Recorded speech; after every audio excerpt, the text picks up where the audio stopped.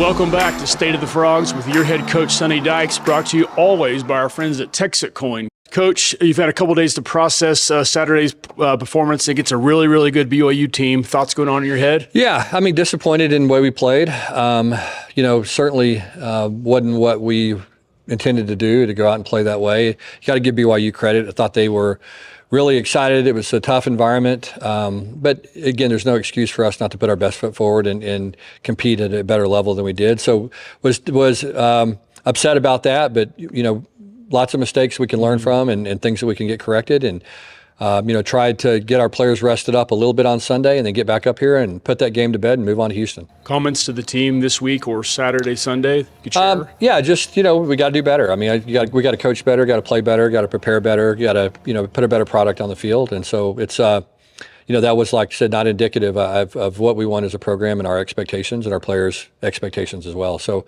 disappointing, but at the same time, we know that we can learn from it and get better. Yes, indeed. Have you noticed any of the captains speaking up? Yeah. We got great leadership in this team. I mean, guys love each other and care, and so there's no quitting our players at all.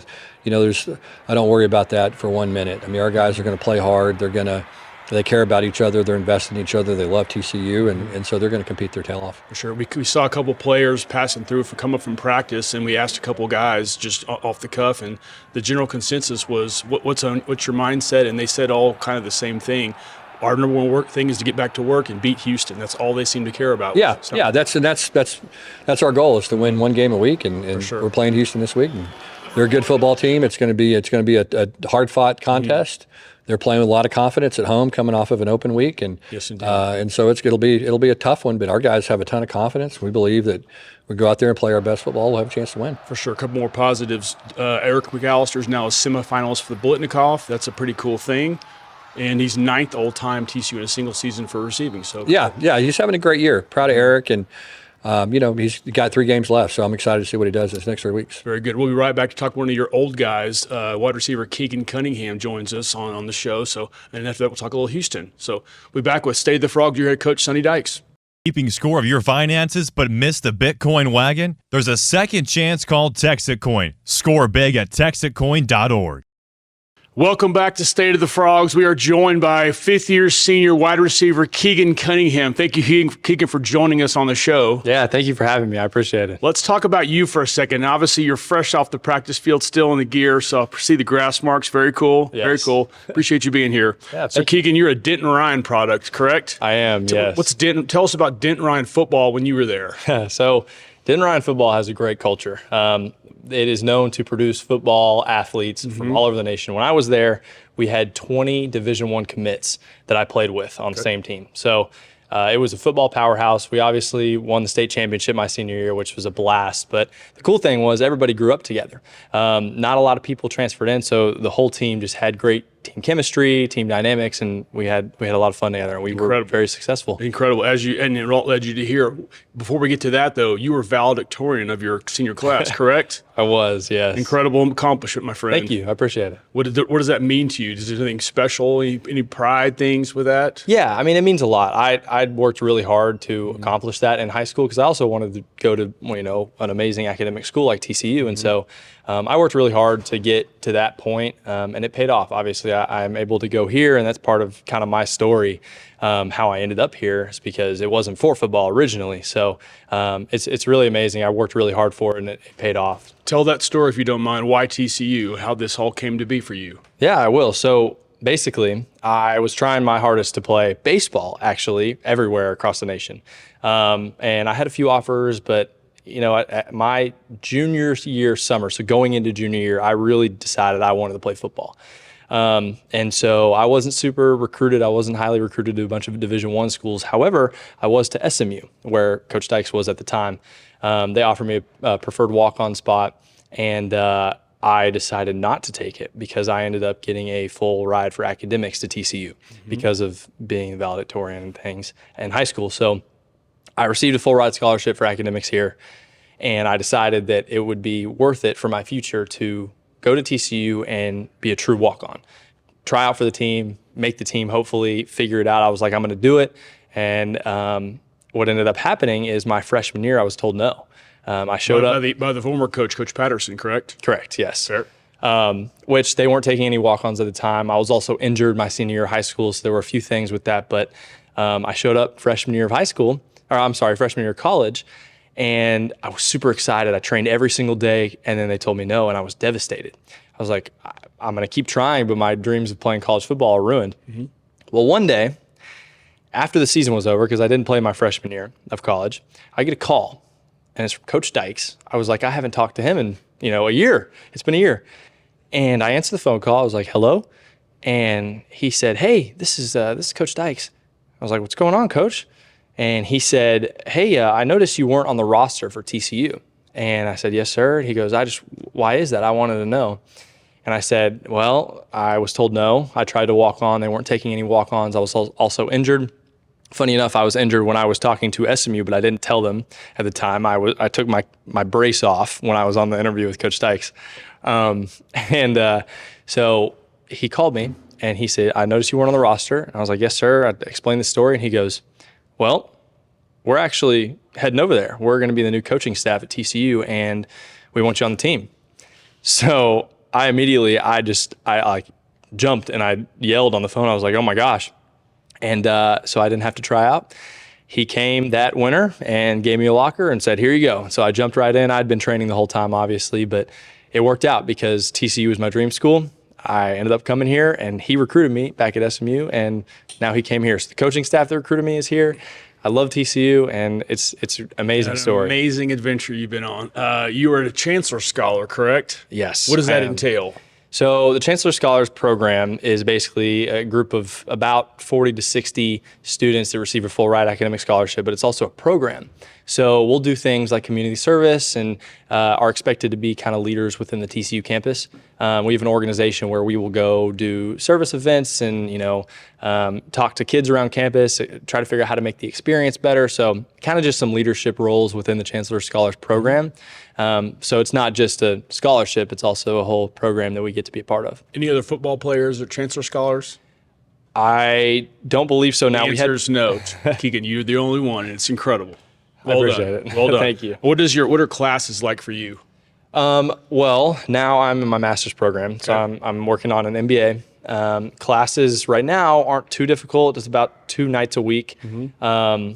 But this next 8 weeks it's gonna get a little more packed with 4 classes every night of the week before Fridays. And so I also work outside of that with Roxo Energy and Frogs Today. So it's a packed schedule for sure, but it's worth it right now. On a day when you have classes, what's a day look like for you, football and school wise? How does it all work out? Yeah. So a day when I have classes, I will wake up in the morning about 6 o'clock, show up to football, I'll be at football from 6:30 to about 1 or 2 o'clock in the afternoon. After that, I will drive to work straight from football, and I'll work from usually 1:30, 2:30 to 6 o'clock, 6:15, where I go to class after that at 6:30. And the class will go from 6:30 to 9:10, and then after that, I eat dinner and go to bed. That's a big day, my friend. It is a big day. It's definitely a grind for sure, but it's totally worth it. I mean, I'll receive an MBA out of it. I get to play the sport that I love, and I'm working with great people. So, attaboy. Talk about NIL money. We don't talk about the amount of money, but you are involved with it, whether people know it or not. But you're involved. What does NIL money look like for you? I mean, how do you receive it? How does it work? If you can explain it to the common person. Absolutely, yeah. So NIL is an amazing thing in college football now. The position that I'm in, I've actually built up a social media following. I'm also a singer outside of this, and so I have used that to, kind of build up my social media platforms. My NIL is mostly found through the combination of football and my singing through my social media. So I've done a few deals with, I've been a Lululemon partner. I've worked with Pepsi a few times on some of their, their brand launches and things like that. So most of my NIL deals are from the social media aspect of sports, because obviously I post about sports. People know I'm a college athlete playing football for TCU. People in the DFW area, they love that. So the NIL will come from mostly the DFW area, people knowing that I play here, and also taking an interest into, my life outside of football, where I'm singing and, hanging out with my little brothers or something like that. So that's kind of how the NIL spaces work. Without talking numbers, is it enough money to take care of Keegan Cunningham? Is it enough to save? Is it enough to screech by a living? Could you explain that part to us? Personally, for me, it's more of a helpful boost. It's not quite enough to make a living off of, which, I work outside of this, so that is a blessing and helps me a lot. Sure. There are a lot of people where it is very clearly enough to make a living out of and live off of, which is great. But, I'm not concerned with that because I love playing football, and I would do it for $0, which is, I wanted to be a walk-on. Beautiful answer, yeah. Originally. So it wouldn't matter how much money I'm getting paid, but it is a nice boost when we get to experience some of that NIL. Love it. All right, take us inside the wide receiver locker room. What's it like inside the Coach Kelly wide receiver locker or film room, for that matter? What's the dynamic inside the locker room for you guys as wide receivers? Yeah, so we have, in my opinion, we have a really amazing wide receiver room. Not only athletically, but also we have a really good connection. Our guys can make plays. It's very known. Eric McAllister, Jordan Dwyer, Joseph Manjack, those guys can make plays when the ball is thrown to them. And we all trust them, which is really amazing. But outside of football, they're also really great people to be around. They're really funny. They're fun. They're respectful and nice people. So we'll go hang out outside of football and have meals, and it's a fun time to be together. And then the morale of everyone in that receiver room is great. We know what we can do. We know that we can perform. We're the playmakers. We call ourselves the bomb squad because we're the receivers. We make big plays downfield, and it's been a great opportunity to be a part of that. And I've loved it because, we can make plays and it's really fun and we have a great culture in that room. Love it. Tell us about Coach Kelly. What's it like playing for him? Coach Kelly is the best coach to play for in this entire nation. He is by far, skill-wise, he played in the NFL. He's an amazing receiver in college. He knows what he's talking about, but also, again, like the receivers, as a person, he's a good person. He's a great mentor. He has taught me so much. I played in high school. I was an inside receiver, and then I moved here. I've never played outside, but he moved me to outside because he gave me an opportunity, and he's taught me so much about the game. He's taught me so much about life. He talks about every single day there's some little tidbit piece of advice that he gives for something in our lives. He wants us to be great dads. He wants us to be great people, great, husbands. And so coming out of football, his priority is to make sure that we're great people too. Love it. Coach Dykes, what's Coach Dykes like for Keegan Cunningham? Coach Dykes is the same way. He's a great guy. He's we love being around him because he's very family oriented in his coaching style. So he wants everyone to be around each other. He wants everybody to have a good culture, but not in a forceful way, in a way that he's very inviting. He has a massage chair in his room, in his office, because he wants players to just come and hang out with him. And so, he's a great coach to be around. He's a great leader. He gives, the speeches that he gives to us, we really trust him. We love him. He's done so much for this program. And so, yeah, we love being around Coach Dykes and respect him as our coach, for sure. Being as we're in Houston week and you're fresh off the practice field, what's the team's mindset going into Houston? Obviously, you came off a tough loss to BYU. Houston is almost a must-win. It's got to be a must-win, and that's a good team we're going to play. What's the team's mindset? Yeah, absolutely. The team's mindset is the same as it is every single time that we step on the field. We're going to go as hard as we can every single time, and we're going to give it our all. We had a meeting this morning where players were talking to the team, and they just said, you know what? This is our team, and we have 2 weeks left guaranteed of the regular season. We're going to play in a bowl game, but there's 2 games left where we know that we're going to get to play, and we're going to give it our all, and we're going to go all out, and hopefully we end up in the place that we want to be. And we know that if we play the way that we can play, we'll end up where we want to be. Absolutely. Your family, Keegan, you're very close with your family. Tell us about your family and your brothers. Yeah, they're really close. They live in Denton, actually, so I'm from Denton. It's great because I actually get to go to some of my brother's games. They're in the playoffs now, so go Raiders, go Connolly. But I get to go and watch him, and I get to spend some time with them, and it's great. I have a very young brother. He's a 6-7-year-old, and he is so much fun to be around. And so I'm blessed to be able to get to spend time with them, and it's great. I love being in Texas, and that's a great opportunity with that. Future plans after TCU, after football ends? Well, after football ends, hopefully I get to continue playing football. But if that's not the case, I mentioned that I was a singer earlier. You did. So I actually am going to audition for American Idol. Excellent. I would love to pursue singing if that's a possibility for me, and I've tried to build some industry connections with singers and musicians and artists and things, and so I would love to be able to pursue that. I've started doing it on my social media channels a little bit, but once, football is a big commitment, and so if that were to end at some point, then I would definitely try to pursue that full time. You do it on TikTok. You have 40,500 people that follow you, and you often sing alone. It built out a lyric or two. It's incredible stuff. Thank you. You have a post on TikTok, one of your ones with your brother, that's got 8 million views. So you are definitely someone to keep notice of and keep watching wherever this thing goes, because I believe you have a definite path to wherever you're heading. It's really fun to be a part of this. So thank you. Very proud of you, man. Thank you. Before we get out of here, anything more you can tell us about Keagan Cunningham that maybe the general public doesn't know? Well, I would just like to say that I believe everyone should try at some point to bring light into every room. That's my goal in life, and that's my goal playing football. Is I want to be energy filled, and I want to be a guy that can light up the team, can spark something going. So I love being energetic. I love being upbeat and positive, and so that's the goal in everything that I do. And I hope that other people can do the same thing. So thanks, Keagan. That's Keagan Cunningham, TCU senior wide receiver. Thanks for joining us, Keagan. Thank you. I appreciate it. Forward, let's make a move. Unique is what we do. Take a seat, be introduced to the lives in fortitude. Burn the town down, Cowtown, let's dance. Interact, meet some new friends. Go ahead, cancel all your plans for the stories you'll remember in fortitude.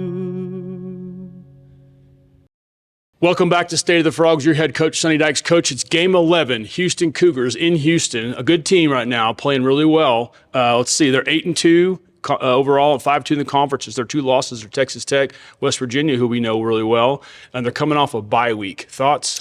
Yeah, good football team. They've done a really nice job of winning some close games this year. I think that's, when you look at the Big 12, there's a lot of teams kind of jumbled up that are right around that, and the teams that have the better records are the ones that have won the close games. I think BYU and Texas Tech have kind of pulled ahead of everybody, and then there's a big group of teams that are right behind those guys at this stage.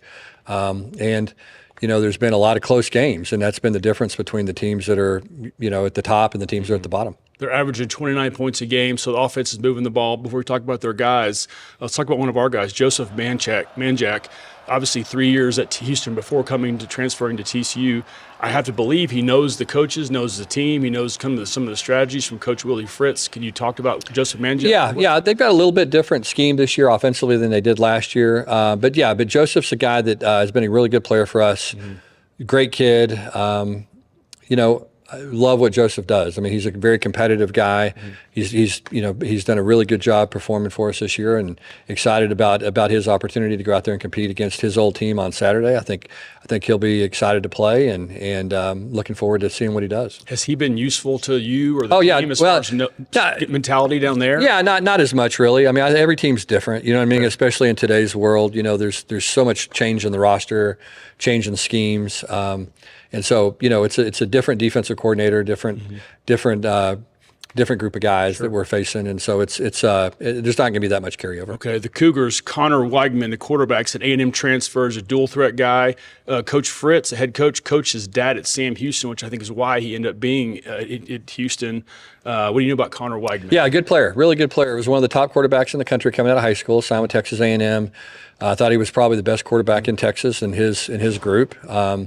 And has done a nice job coming there. I thought he was a little bit more of a passer coming out of high school, and they've done a really good job running him. I think he's run for right around 500 yards this year, and is very effective as a runner. They run him a lot in critical situations, red zone, low red, third downs, when they need to make yards, and he's been a very effective runner and does a good job of distributing the football. He's an accurate passer.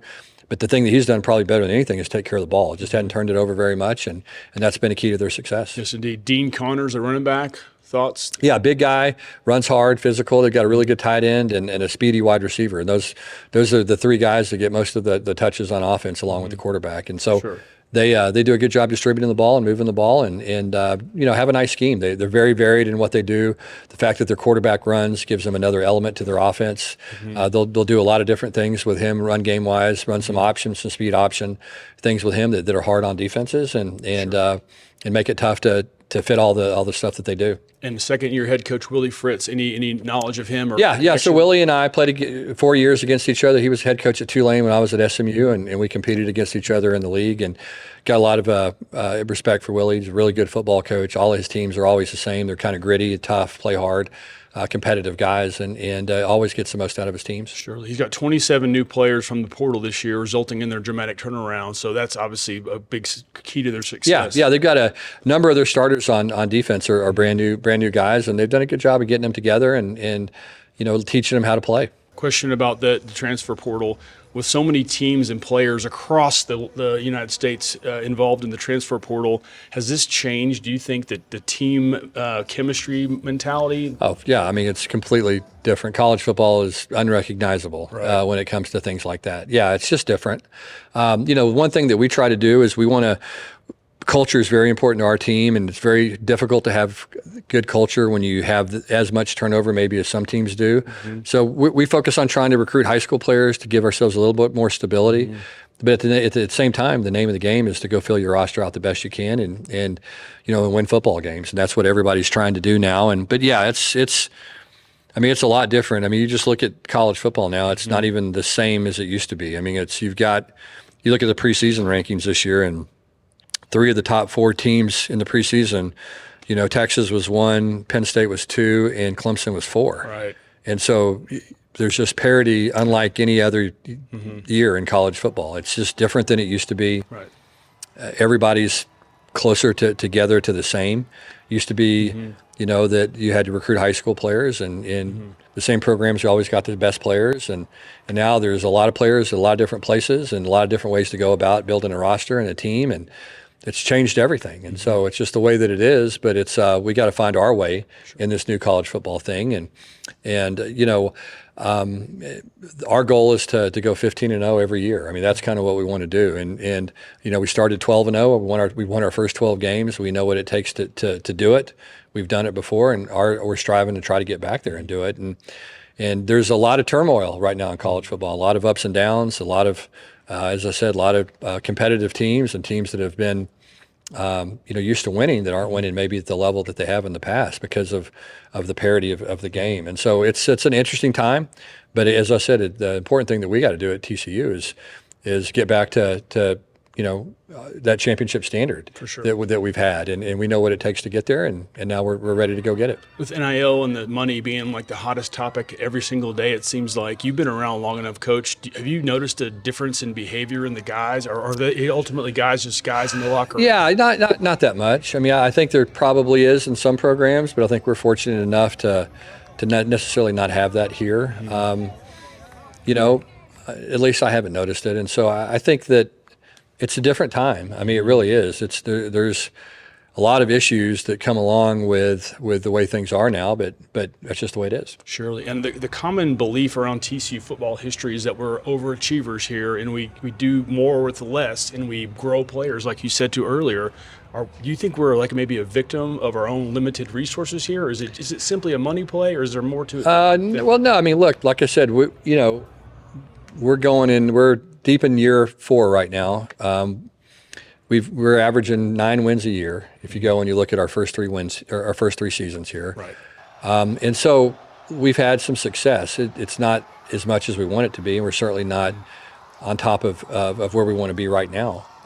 But we know what it takes, and we've got to continue to do whatever we can do with whatever resources we're provided with, and that's the way it is. And so the expectations are the same. The expectations are to win every game. Anytime we don't win any game, we're disappointed. We feel like we should win them all.